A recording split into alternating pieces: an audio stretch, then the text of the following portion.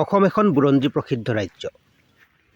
ৰাজ্যখনৰ বিভিন্ন প্ৰান্তৰ চুকে কোণে সিঁচৰতি হৈ আছে আহোম সাম্ৰাজ্যৰ বিভিন্ন কীৰ্তিচিহ্ন।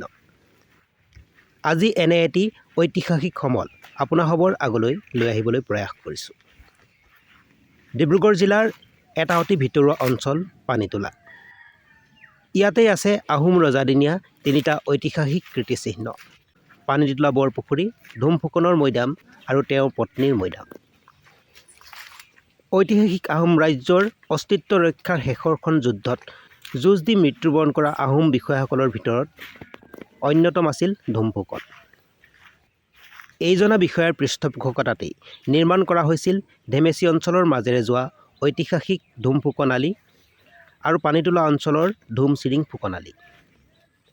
এইজনা ফুকনৰেই মৃত্যুৰ পিছত এই অঞ্চলতে তেওঁক মৈদাম দিয়া হৈছিল আৰু তেওঁৰ কাষতেই তেওঁৰ পত্নীকো মৈদাম দিয়া হৈছিল। আৰু শুনা যায় যে এই পুখুৰীটোৰ পৰা তেওঁলোকৰ কন্যাৰ বিবাহৰ সময়ত পানী তুলিছিল বাবে এই পুখুৰীটোৰ নাম পানীতোলা পুখুৰী হৈছিল। বৰ্তমানো ৰজাঘৰৰ চকুত নপৰা এই কীৰ্তিচিহ্নকেইটা এতিয়া অস্তিত্বৰ সংকটত। পানীতোলা বৰপুখুৰীটো বিভিন্ন জলজ উদ্ভিদে প্ৰায় আগুৰি পেলাইছে। সেইদৰে মৈদাম দুটাৰ অৱস্থাও জৰাজীৰ্ণ।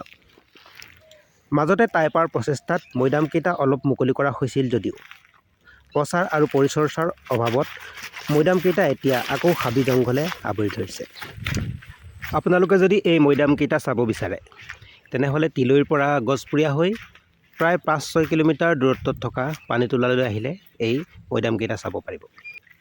নাইবা ডিমৌৰ পৰা আহিলে আপোনালোকে পানীতোলালৈ প্ৰায় 10-11 কিলোমিটাৰ দূৰত্ব হ'ব।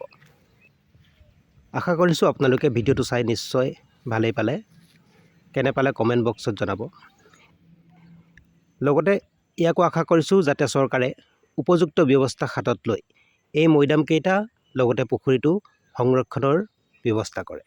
ধন্যবাদ।